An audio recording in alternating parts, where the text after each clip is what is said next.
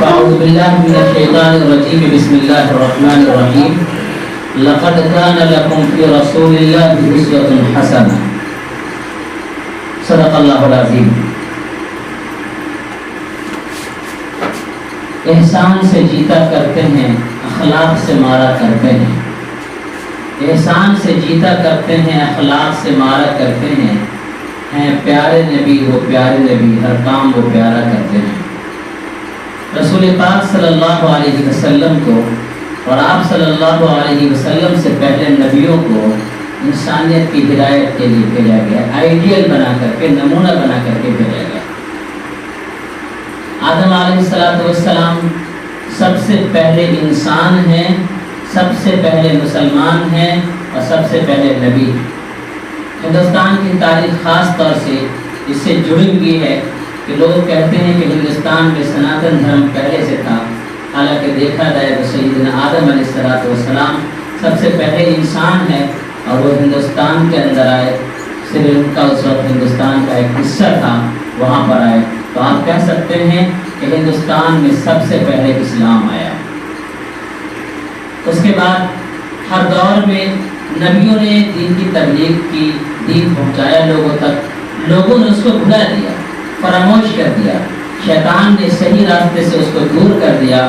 اس وقت اللہ تبارک تعالیٰ نے پھر نبی کو بھیجا. انسان کے اندر اللہ تعالیٰ نے نسیان بنایا ہے، بھولنے کی ایک کیفیت بنائی ہے، اور اس کیفیت کی وجہ سے انسان اپنی منزل کو، اپنے راستے کو اور اپنی زندگی کے مقصد کو بھول جاتا ہے.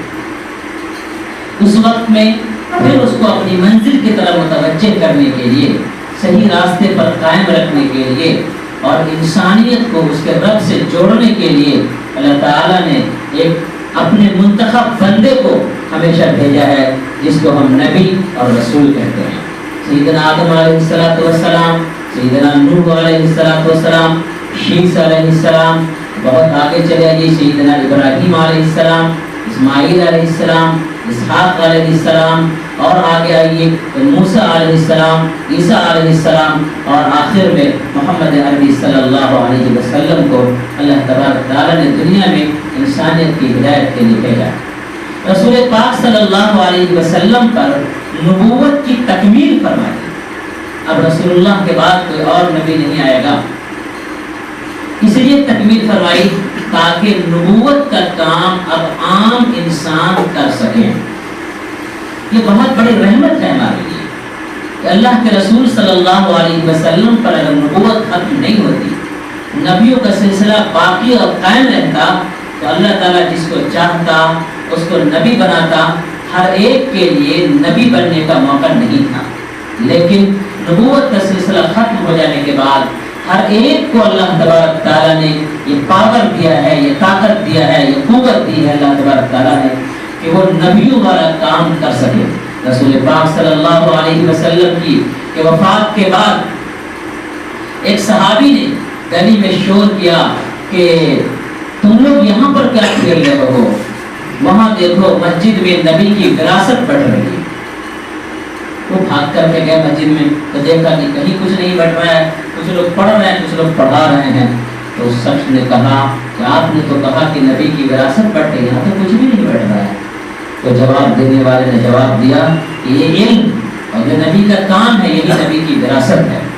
اور میرے بھائیوں، رسول پاک صلی اللہ علیہ وسلم نے حجۃ الوداع کے موقع پر جب آپ صلی اللہ علیہ وسلم کا آخری حج تھا، صحابہ کرام وہاں پر جمع تھے اور آپ صلی اللہ علیہ وسلم نے سارے صحابہ کرام کو جمع کر کے فرمایا، جب اللہ تعالیٰ نے فرما دیا الیوم اکملت لکم دینکم، آج ہم نے تمہارے دین کو مکمل کر دیا، واتممت علیکم نعمتی، اور اپنی نعمت ہم نے تمہارے اوپر مکمل کر دی، ورضیت لکم الاسلام دینا، اور تمہارے لیے دین اسلام کو ہم نے پسند کر لیا، چن لیا، منتخب کر لیا.